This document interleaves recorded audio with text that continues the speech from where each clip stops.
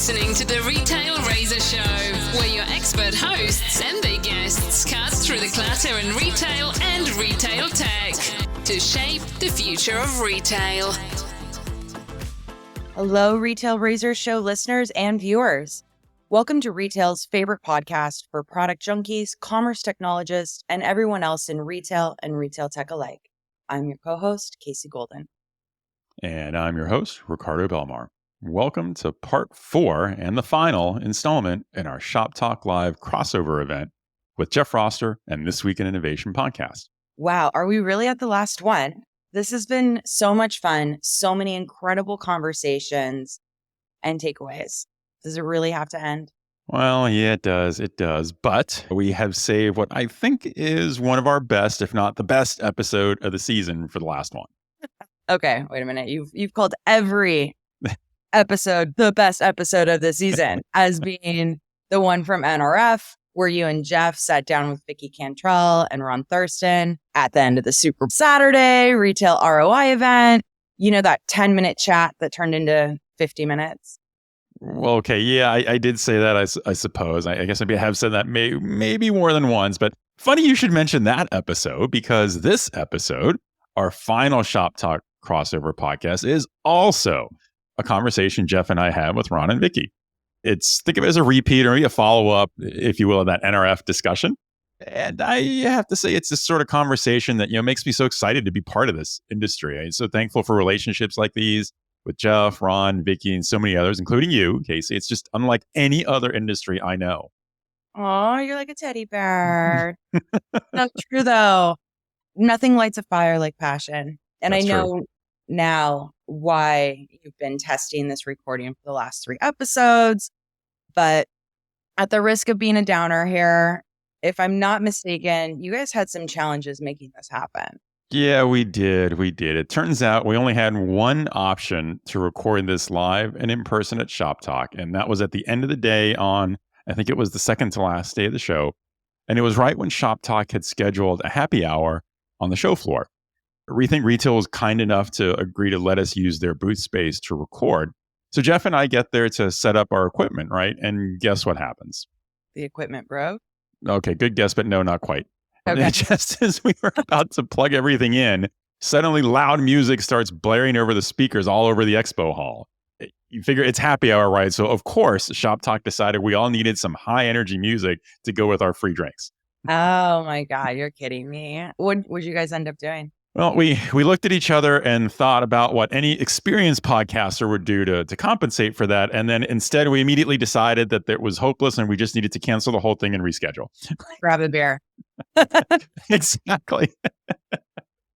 Now, of course, I did say this was the only time we could work it out during the show.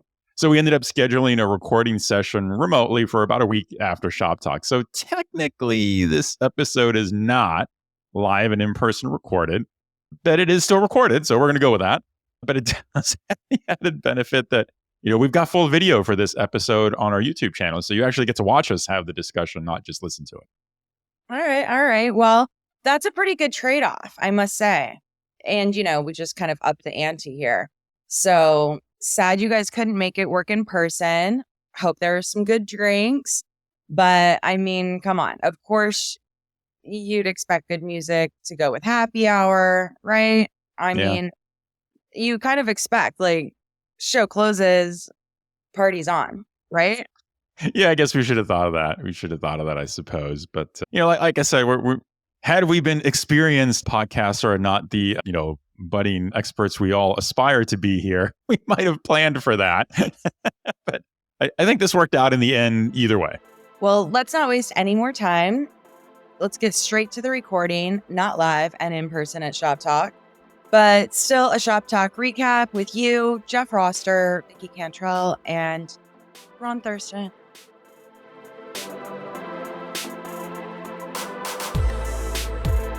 Welcome, everybody. I'm Ricardo Belmar, host of the Retail Razor Show, and I'm here with a good friend, Jeff Roster, host of This Week in Innovation.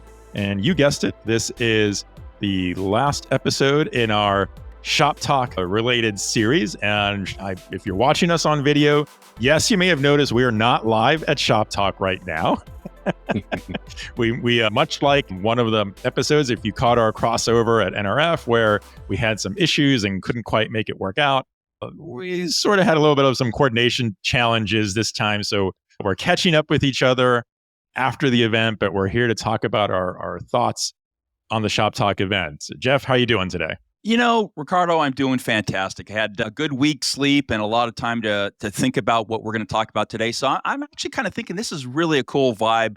Maybe we should do this on every show, like do the final wrap-up show off premise, 2-3 days down the road, a couple good nights sleep. So I'm excited to get into this conversation. Sounds good. Well, let me go ahead and introduce our familiar guests that we have with us today. We've got Vicki Cantrell and Ron Thurston. Vicki, Ron, how are you two doing? Great. Very nice to be on a Friday entering in. And it did take I feel like it took a while to get over this trip, like physically. And so I'm all back. So happy to be here with you guys. Yeah, me too. Thank you, Ricardo and Jeff. It's a pleasure. I felt trapped inside Mandalay Bay with no sun and nothing. And I was happy to come back to the West Coast on the tour and be in San Diego because I needed some fresh air. It's kind of funny. I noticed on the last day I was there thinking, wait a minute, have I seen the outside for the last few days since I've been here? Or have I not even seen daylight? I actually, one trip over, because I stayed at the Luxor, one trip over, I specifically went outside and went all the way around because I thought, I probably at some point should literally have fresh air. So I literally had to force my way outside. Right. Vegas. Right, exactly. Yep. Vegas. Gotta love it.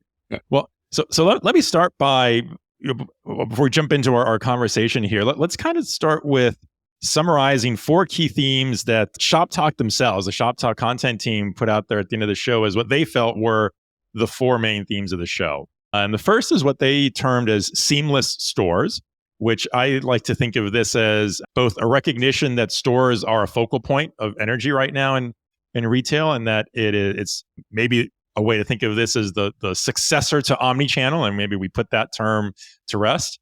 So that's theme 1. Theme 2 is about enabling workers and store teams, which is a theme I like to see. And I'm sure we'll get into this, but we talked about that at our conversation at NRF and what we had hoped to hear then about how we're better enabling store teams. So that was theme 2. Theme 3 is shopper engagement, and this is sort of a catch-all, I think, that covers all the interesting technologies that we're all hearing about and talking about now that's impacting the customer experience in any channel, whether it's in stores, digital, wherever it may be. And then the 4th one, which might actually be the most interesting of the 4, Shop Talk calls this changing relationships. And it's a reference to how, on the one hand, you have retailers becoming more and more like a technology provider in that they're now offering services to other retailers and other brands. And that could be, one of my favorite topics that I like to remind Jeff about every chance I get, and that's retail media networks. Here we go. It may be things like Gap offering their logistics network as a service to other retailers. But it really, I think, I find this an interesting one because maybe Shop Talk is onto something there, thinking that the business is changing because of how the relationships are changing from the way they have been for decades now. So let's start from there. I love those 4 themes because they are kind of broken out into technology. And if you remember, we talked in January, Ron had such a good point in that freewheeling conversation that we had was about how do we respect the stores given what they're going through, and how do we get them to do less and understand what their challenges are, and because the customer is back in the stores. And when we think about that, it felt there was a lot of content to address those things while we were at Shop Talk. But I'd like to kind of flip that a little bit and talk about those 4 themes. And what I felt while I was there, I felt like I have no other way to describe it other than it felt like it was a relationship show. For me, the connections, everybody talked about, no matter who you met on the floor, in a booth, at a party, wherever you were, it started with the human connection and no matter what. And way more time was spent on the human aspects and the human connection before it actually turned into a potential business connection. So it felt very right. It felt very relationship focused. And when you think about that, how it relates to those themes is so true. The relationship with the customer, the relationship and partnerships, it just felt very connected and human. And I love the way they're kind of mapping this out. Yeah. Yeah. I'll jump in. I agree with you, Vicki. I think it's also the space being like smaller than an NRF. I mean, I think, Vicki, you and I saw each other like 3 times a day, every day. And, like walking by, it's the high five, it's a hug. Oh, have you met this person? Oh my God. Like, let's get a picture. Like, so I think that there's power in the scale of the conference at the same time. But as my first experience at Shoptalk, I would say retail is a relationship business. And because coming from the stores, that's how you build a business. It isn't just about product and a beautiful space. It is very much about relationships with each other first, leading a team. It's relationships with customers. It's with your corporate business partners. It's with your vendors.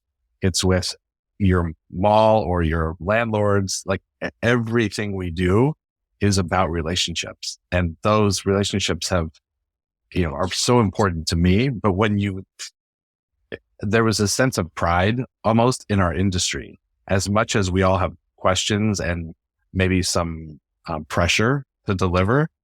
I felt a sense of pride about the general retail industry at a whole. And that felt really good to me. I left on such a high because of that. I love that. I love that. Yeah. And I didn't realize that was your first Shoptalk? It was my first. I had no idea. Oh my gosh. Yeah. How many Shoptalks have you been to, Vicki? And I would say I'd missed one. I haven't gone to the ones outside of Las Vegas, but I was at the first one and last year and this year. So I would say at least 3, potentially 4. Okay. It was my second Shoptalk. Last year was my first one. Jeff, was this your first one? No, this is my first one too. And what I think was interesting about the relationship angle, and I've always, preached that from the get-go. Listen, from a tech perspective, it's a relationship business. It's as big as Mayberry, and there's, Sheriff Andy and I mean, do not screw around in the industry. It's $5 trillion, but it is as big as Mayberry. And it's really cool to hear that. I also wonder, and this is a 180-degree shift for me. I've never, ever been a fan of having anything in Vegas. I just think the shows tend to get lost. I think you have the bleed off. In the old days, quite frankly, used to be, I thought, fairly inappropriate because some of the, the costumes and all that sort of stuff. But I tell you, it was genius to have it at Mandalay Bay. One, I felt like I was back on a college dorm, sort of that whole connection. We joked about not being outside. Well, there was a reason I wasn't outside because everything was convenient. And like, for instance, Kathy's party Sunday night, I looked at the space before I got in there and thought, oh man, it just feels like we're just part of the whole big thing. That couldn't have worked out better. One, it was quiet inside and appropriate for the conversation. But I watched probably 20 people walk by on the way to other things, and so like pop out, pop back in, pop out in. I was at a party, the Coreside party, and actually they had their space, but then there was another party that it was in another space, but the outside was common. And I ended up at somebody else's party and had a great conversation with people that I'd met at another party. And man, you're not going to see that that's the only place probably in the planet you can have all those different venues, world-class food, world-class space, but then have all that interaction. So I have shifted 180 degrees about having something in Vegas. Yeah, and then we were talking earlier, so there was also, and I think I love this relationship theme because there was Sunday afternoon, right? There was the Retail ROI get together for the March Madness event and watching some of the March Madness games. And I think, Jeff, maybe you were the one who said it, right? Just sitting there, you could just see people you recognize walking by because it was on the way to registration. For Shoptalk. People would walk by and say, hey, how you doing? Somebody's got to own that 2 p.m. space on Sunday because literally at that location. So for people that weren't there, I think the bar we were at was probably 100 yards at max from registration, which meant everyone was walking there. I mean, every startup on the planet should just be right there in that bar or the Starbucks on the other side, because you're seeing Or the whole Starbucks. show. Yeah. Yeah. I'm going to just one more thing on this aspect of relationship. Ricardo, when we were talking earlier and we talked about that, pre-pandemic was experiential. Mhm. That's what retailers were trying to deal with. And then pandemic became about convenience and figuring out that, and that it's just based on some of these themes and some of the stuff we did see is how important we're back to the experience. And the experience is going to be different. We're talking about ways of shopping and video and all of the different ways. But the fact that we think about that, for me, convenience and experience is the same because it's based on your connection between the customer and the retailer. It's about the relationship, because the experience is the relationship. It's not whether you walk into the store and say, "Oh, isn't this beautiful?" That's not what the experience is. I mean, it better be, okay, or it better be pleasant, but that's not the experience. The experience is the connection of the person that you're being with when you get there. So retail is really about that. And if you have that relationship, then you're going to think this was convenient because you connected. Right. Agreed. Yeah, I agree. And the other interesting thing I noticed too, just thinking again about these 4 themes. Now, I wasn't at the earlier Shop Talks before last year, but what I do remember in talking with people who had been there and looking at the content coming out of the conference, I think this really started out as a e-commerce focused, Very much. kind of really heavily digital channels focused to retail, much less emphasis, if any, on what's happening in stores. And Jeff and I talked to the content team while we were there, and they mentioned that they had gotten feedback from attendees that said, in this post-pandemic world, we really need to talk more about stores. Stores are a real focal point for our business and for how we build those relationships with consumers. That the content at the event needs to reflect that. And I think this is one of the things I find most interesting with Shop Talk is how quickly they pivot from topic to topic. Yeah. Based on that feedback. When we were chatting at NRF, one of the things we said is, well, we hope we hear some themes around not just how you're enabling store teams, but when you add things to the store, are you just adding or are you taking something away? Are you recognizing that every time you add, there's potentially a burden on the team there and a difficulty in them executing it because it's yet one more thing. It's one more thing to ask for. And I don't know that we heard that at NRF and sessions there very much, but I feel like at Shop Talk, there was definitely, and they said it right in one of the 4 themes about enabling workers, that was definitely a sense. I mean, I even felt that in sessions that were not about the store teams, it came up in the conversation with the speakers on stage. It was almost like a reflex that everyone just recognizing every retailer that was up there, they could have been talking about optimizing their supply chain. And somehow then the conversation led to an impact on the store team and how they had to be aware of that and do something about it, not just let things happen, which was something I hadn't really experienced and seen in this kind of content at other events. Yeah. I mean, I'll jump in because I started it, but I think my sense from speaking to so many retailers is there's a sense of clarity right now about where revenue is being generated and where their business needs to grow and where they need to make investment.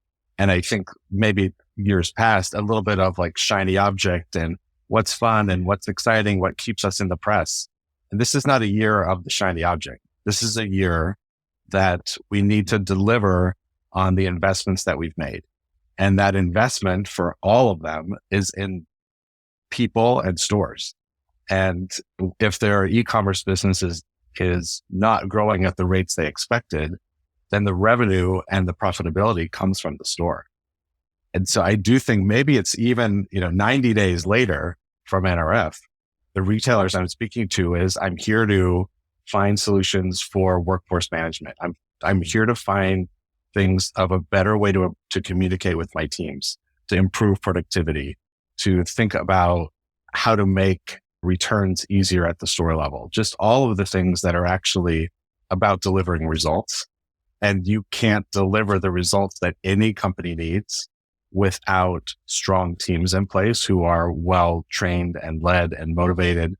And I just hope that this is not, or I should say, my sense is not, this was not a temporary idea, that they have now said 80% of our revenue is coming from the store, and that's not changing. And we need to fix this. And I hope my sense is right, given the, the small set of people I spoke to, but that's my feeling right now. That's quite a phrase, Ron. Not the year of the shiny object. I mean, if you don't put that on Twitter today, I'm 100% stealing that. Go for it, Jeff. And I think that's such a profound observation because, I mean, I go back to the old wars, the retail apocalypse wars and all that sort of stuff. For whatever reason, folks trying to bury the store, and Busick and I think, well, I didn't know you at the time yet, Ron, but we were like, how? Help me understand. 90% at the time was 90% of the revenues coming from the store. Why would you try to do that? And I still don't know the answer to that, but I think, maybe it's a post-COVID thing, just a realization how important we are. We are a tribal people. We want to, the best part of human nature is wanting to be in fellowship and connection with people. Mm-hmm. And so if retail is a people business, it has to reflect that. And our technology needs to reflect that. And maybe we're a little more mature than we were in 2020 and realize the value of people. Yay. I'm pro-human. And so that's a great observation. I think that's a real thing. And I think what's interesting, Ron, when I walked the exhibit hall, which is where I spent all my time, the number of live streamers, the number of folks wanting to do something more in the store, which kind of goes against your idea of like, let's not add to the store, but it's happening. I mean, TikTok was there in a big way. I forget the names, but a bunch of those. Firework. Firework. They're all. There's this idea that the store is the platform that we can do more with. And I think if we can unleash that creativity that all these folks have and give them the tools, which they're already there. Wow. Holy smokes. We're going to have a whole new engagement model.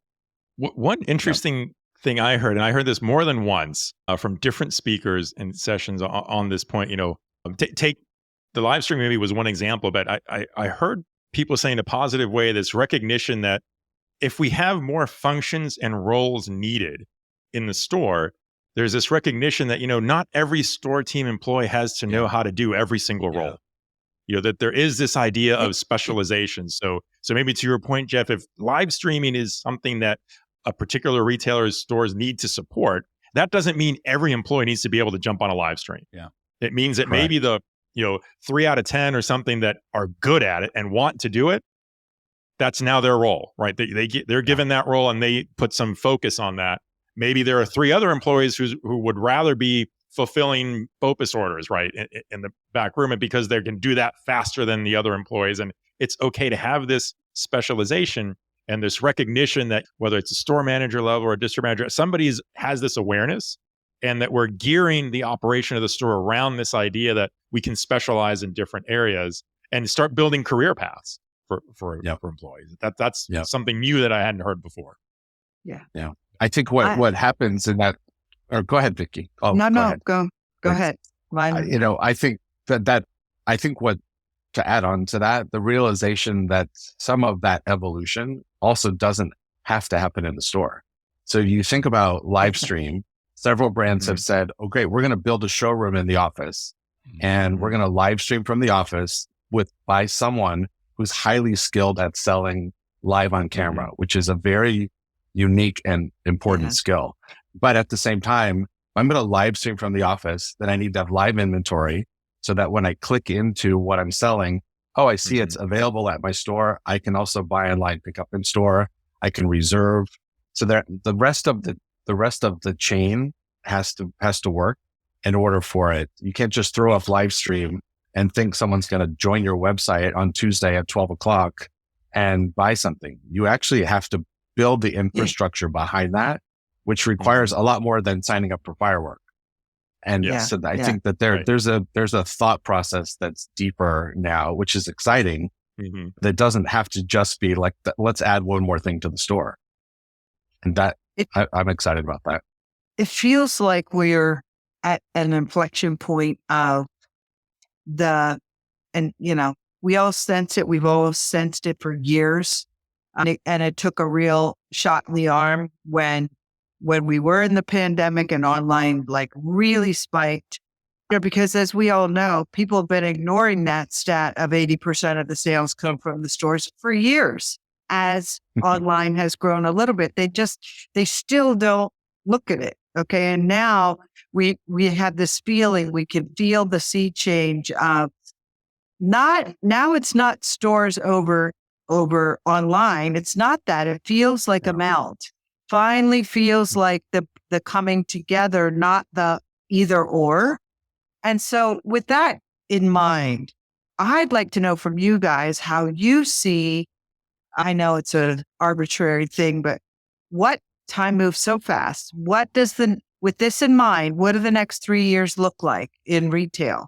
What's going to be important? What will happen as we continue to meld better, smarter, in better ways? Like the meld really is happening. What's going to look like? Well, I'll jump in.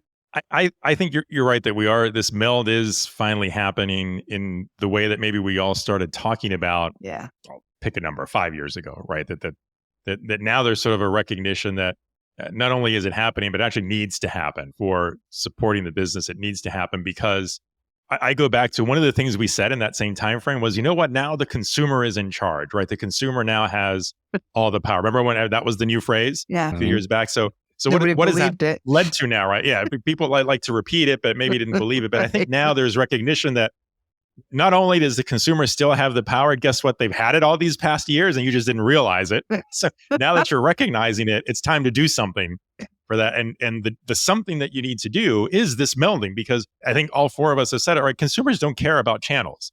You know, there was a lot of jokes made, I think, during Shoptalk about when they said on stage it was time to kill omnichannel and use a different phrase. But I think the jokes aside, maybe the reason why we don't need to use that as a term is because if we're truly going to look at things from the consumer's perspective, there's no such thing as a channel. Right. The whole idea of looking at it, measuring, developing, operating in terms of these channels is absolutely meaningless to the consumer. And what is meaningful to the consumer is, do you have the product I'm looking for? Where can I go get it? How can I get it? How can I learn about it to make sure I'm making the right choice? And can you help me do all of the above? Yeah. And sometimes could be on a live stream, could be in a store, might just be the website. Now we're, because of the new developments in AI, right? We actually have meaningful demos about chatbots being helpful, unlike previous generations that maybe weren't so helpful. But there's all these different ways to do that now. And it doesn't matter. I think maybe I might rephrase it to say, it's not that we need to stop thinking about channels. It's that let's recognize the channels don't matter. What matters is, how are you making those things I just listed available to that customer? I like using, Jeff, your example. We mentioned about B&H Photo, and we talked last time at NRF. Just thinking right? of them. Just thinking of it. Because it's like it's the perfect example, right? You needed to know about a product.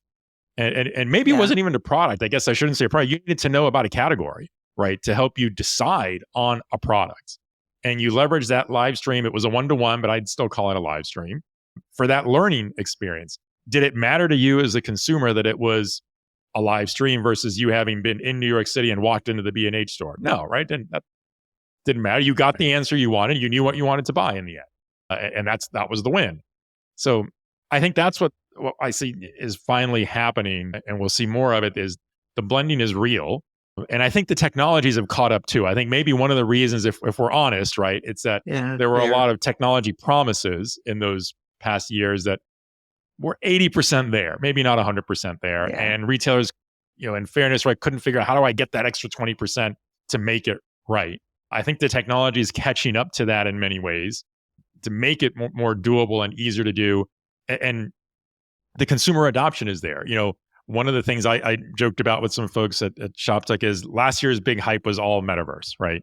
And when you look back and say, well, why didn't that necessarily pick up? And I'm not going to say that it's gone, But I am going to say that the promises that were talked about and hyped up at Shop Talk last year didn't materialize because what's the thing that was missing? It was the consumer adoption of it. Yeah. The retailers could do everything they wanted on that, but consumers didn't really have a reason to adopt it. Whereas I think now the technologies retailers are looking at don't have that consumer adoption element because it's transparent to the consumer. And I think that's where the focus will go. So if a retailer thinks, I'm not going to worry about channels. I just need to present things in front of a customer in some way. What are all the different ways I can do that? What technologies help me accomplish that? And which ones don't really require the consumer to learn how to use it because they're already using it. It's either, consumers know how to watch a video. You're gonna have to teach them how to join a live stream. That's easy. You have to teach them how to go to a website. You have to teach them how to go into a store and do things. That's why Metaverse hadn't picked up yet, because consumers have to learn how to do it. And back to Ron, your comment, it's not the year for shiny objects. Right. So the technology, I think now, and I'll say for now, and let's make it the next 3 years, the technology is going to help with that seamless nature, which I guess I'm back to one of the 4 Shop Talk themes, right? Seamless stores, but maybe expanding it to just seamless experience. That's where it's finally going to go. And we're not going to need to distinguish, is that an experiential retail scenario for the consumer or is it about convenience? It's just there. It's just commerce. Yeah. Yeah. I mean, Ricardo. Go ahead, Ron. Go ahead, Jeff. No, go ahead. So, Ricardo, I know you're going to be shocked to hear this, but sometimes vendors make a lot of buzz or noise or to go back to my old days, hype. The whole metaverse thing is so illustrative because, one, I'm a fan because I've trained in simulators as an aviator for 25 years, but that is a massively heavy lift. And to go and scream about something that is a massively heavy lift, we're absolutely going to see that evolve, and it's going to take kind of like RFID, probably 5 to 10 years. And so, what we need to understand, and this is where we as communicators really probably should have been in front of that a lot more, is like, let's encourage innovation, but understand what it takes to innovate. You can't spend $10 trillion overnight. You have to do that in increments, and you have to encourage the innovation and not make fun of it when something like Metaverse doesn't blow up overnight. There's a lot of processes, and the process for innovation has become cheaper and cheaper and cheaper. And that's what's also helping. I mean, low code. I mean, it's, my podcast partner, Brian, can't say the word low code enough. Every sentence is low code because he's a low code guy. But he's sold me on that. I mean, when I started at Gartner, I mean, terabyte of storage was $1 million. I've got 15 terabytes on my desk. I've got 3 terabytes in my laptop. Yeah. That's a picture in 20 years of the massively almost deflationary cycle or cost of innovation. And that's what we have now. Now we have these tools. Now we have all this stuff. You think about what a customer service channel is going to look like in a year. We're going to be live streaming. We're going to have ChatGPT. I mean, it is orders of magnitude different than what we were, just a simple phone call even 5 or 6 years ago. That's how fast we're innovating. And the key, though, that's how cheaply we're able to innovate and to do things. And now the key point, and Ricardo, you're so spot on. You have a customer that now has more power in their hands. That's an old story, but they know how to use it. They know how to embrace it. Yeah. And I think the other thing that people need to understand, and that's one thing, Ron, I'm a little concerned about when I hear brands want to maybe try to manage that live stream a little too much. Look at TikTok. Those are not professional videos. Those are getting millions of views. Those are kids with a phone in front of them. And so that expectation for something over managed, I think is going to be a negative more so than a positive. And so that's that part of that innovation where the customer is way ahead of where we are as brands, as retailers. And we're just sort of racing to try to figure out, okay, how much professionalism do we put in? How much do we let people run loose? So exciting. The next 3 years are just going to be insane. What fantastic. You just said has one specific word that is the same and has been the same for the last 10 years, will be the same for the next 10 years. The key is that the consumer knows how to adopt it, adoption. Yep. We all know that things that can't be or it's difficult to adopt never work, whether it's metaverse or whatever tools. Things that are easy to adopt will always work. And the consumer now has a very different a very different playing field for their adoption that is not in our control, but it benefits us tremendously. Agreed. I agree with you, Jeff. It's that balance of like, what can I do? Like test, learn, try, get out of it quickly, or, actually this is an important part of the customer journey. I think that what I would add to your question, Vicki, about the next 3 to 5 years is about loyalty. But I look at it in like really two very different ways. I look at it from a store. I look at it from a store team. If we're going to talk about stores, we have to talk about team loyalty and people loyalty. And so the biggest pushback from investment in people that I hear from senior executives is the turnover is too high for me to spend money on these people. Yeah. And my pushback is the reason that they're turning is because you're not investing. Exactly. And if we don't put more effort into loyalty at the front lines, we're going to keep repeating the same mistakes, and we're never going to deliver the results that we need if you can't retain the team. So I think there's a huge loyalty front line, and then there's loyalty to customer. So much about first customer data. How do we get new customers? How do we retain that customer? How much does it cost to get that customer? And while I think the conversation about having like the full picture of the customer when they walk into a store is a good conversation, I don't see it live in action. If I'm a very like loyal e-com for one brand, I walk into a location that they have no idea who I am. Yeah. And so I think we have to figure out ways to retain loyal customers. That's a channel-less loyal customer. Yeah. Because of putting a lot of effort in there, now finding ways. I mean, I was between NRF and Shoptalk, I was at eTail, which, that is very much about marketing and customer and first party data. And that we have to think about that as a major priority for the next 3 years too. And from both sides. Yeah. Great point. Yeah. And loyalty is not about points anymore.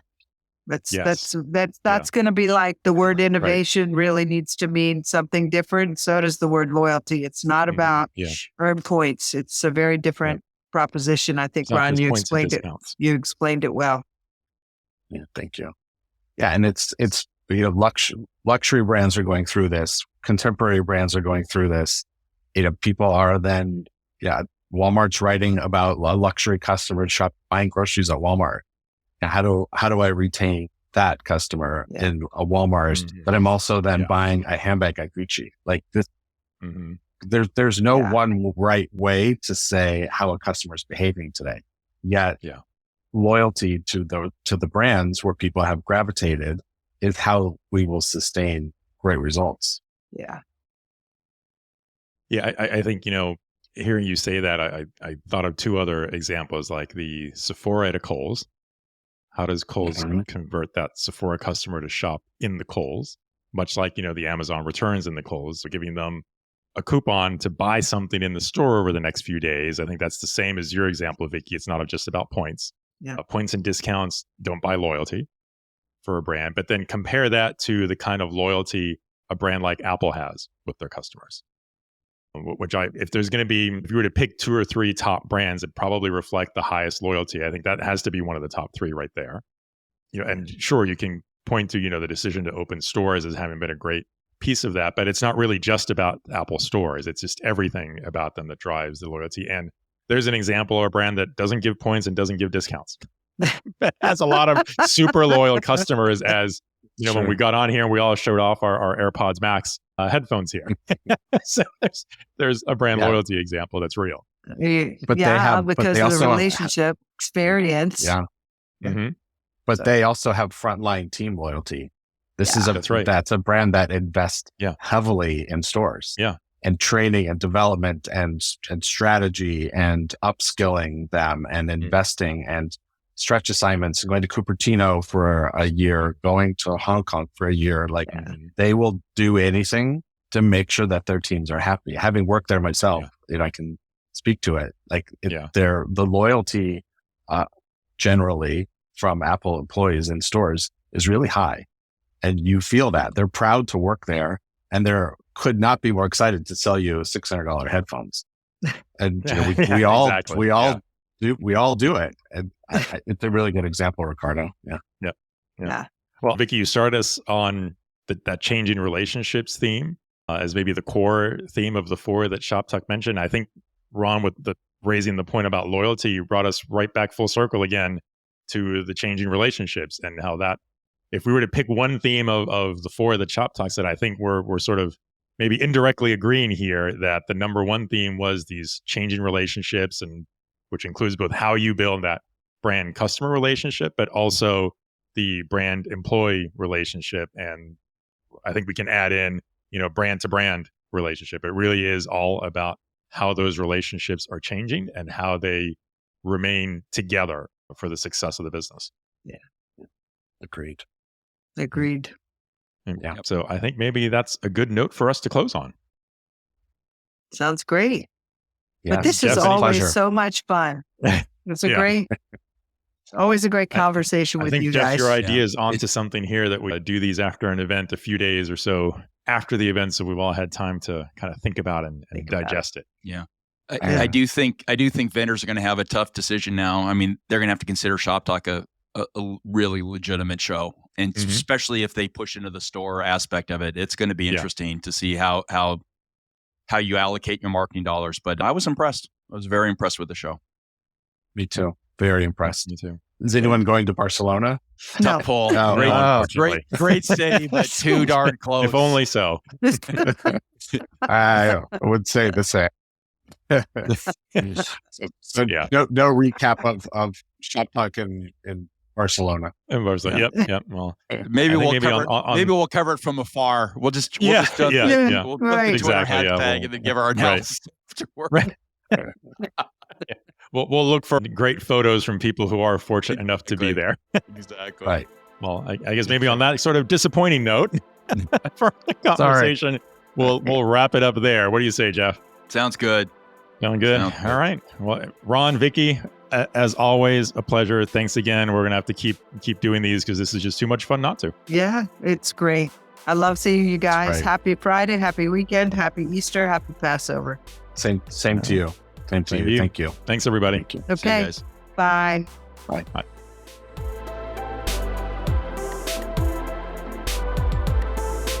Welcome back, everyone. And wow, I loved that conversation. I'm so with you guys on focusing on people.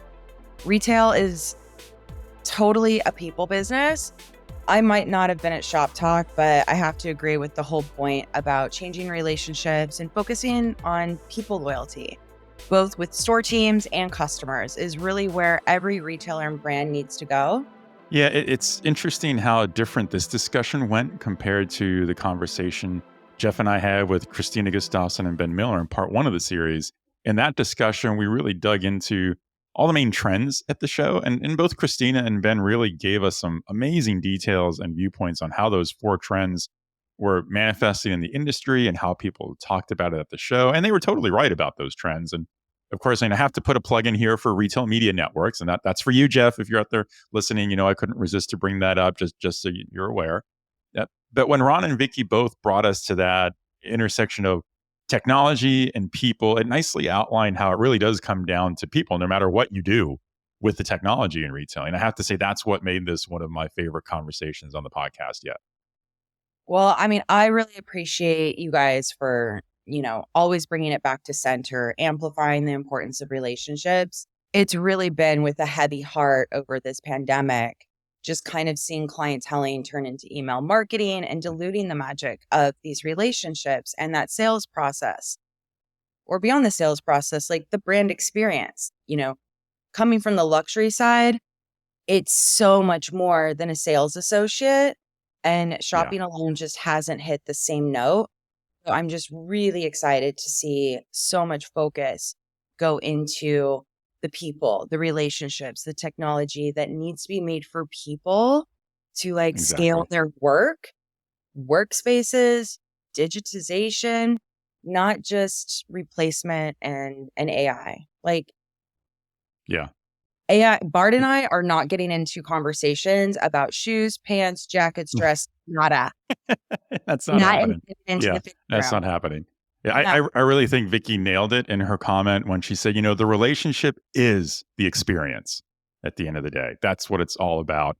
And, as often, I mean, let's face it, we talk about technology on this show all the time, but we can't lose sight of why are we talking about technology? It's to help augment that people relationship, not replace it. And that, I think, is really where this conversation really got to. And I'm really excited that that's where it ended up. Me too. I'm slightly biased, but thanks. I really like how you guys brought this together with that Vicki called the melding of online and stores. Of course, I'm a store girl, right? But I built some of the first e-commerce stores. And I just love talking about store teams, how interacting with a stylist or a personal shopper makes a completely different and unique experience, from discovering products to just the buying process. Vicki just nailed it by saying that the experience is the relationship, and what that melding digital and physical is all about. When retailers do it right, services are significant. Yeah, I agree. And I think Jeff added a great point there too about how the technology has to enable this, not compete with it, not make it more complicated. It's that whole adoption point that we all talked about, and why I think we all agree that the current tech trends, like everything about generative AI right now and anything else that took over the conversation at this year's Shop Talk, really have an advantage over the metaverse trend from last year's show, because it comes down to consumer adoption. If consumers can benefit from a technology without adopting anything new, or whether it's a new habit or the technology on the consumer side of it, then that's a winner for retailers. If consumers have to adopt something, it's going to take a lot longer for them to complete that adoption and to make an impact on the retailer's business. It doesn't mean it won't happen. I think to Jeff's point about metaverse, I think we'd all agree it's going to happen. It will happen. It's just not happening right away. It might not happen in less than a year's time. It's more of a long-term play. But some of these other technologies that were trending this year, they have an immediate impact. 100%. I mean, so many of times technology ends up taking the work out of business or the process and puts all of the work on the consumer. They have to do the heavy lifting.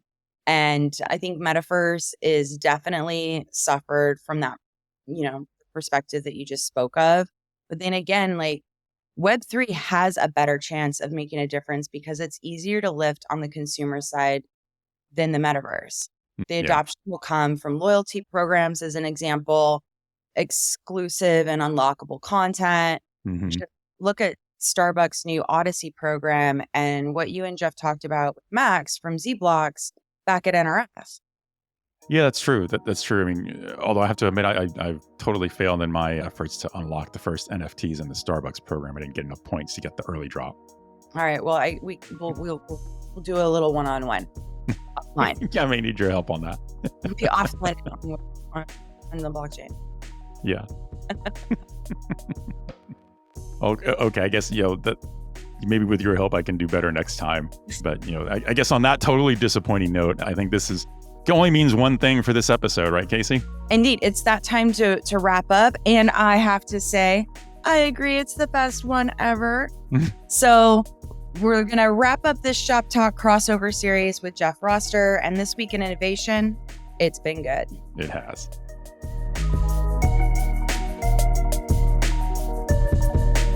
If you enjoyed this season's shows, especially our just completed podcast crossover miniseries, please consider giving us a 5-star rating and review on Apple Podcasts. Remember to smash that subscribe button in your favorite podcast player so you don't miss a minute.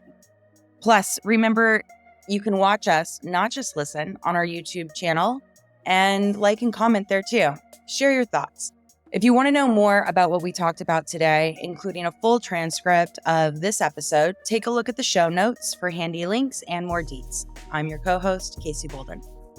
If you'd like to connect with us and share your thoughts on this season and the crossover series, follow us on Twitter at KCC and Ricardo_Belmar, or find us on LinkedIn. Be sure and follow the show on Twitter and LinkedIn too at Retail Razor for the latest updates. And watch for our season finale episode coming soon, with a truly special guest host that's going to turn things around and ask us questions for a change. But for now, I'm your host, Ricardo Belmar. Thanks for joining us. And remember, there's never been a better time to be in retail if you cut through the clutter. Until next time, this is the Retail Razor Show.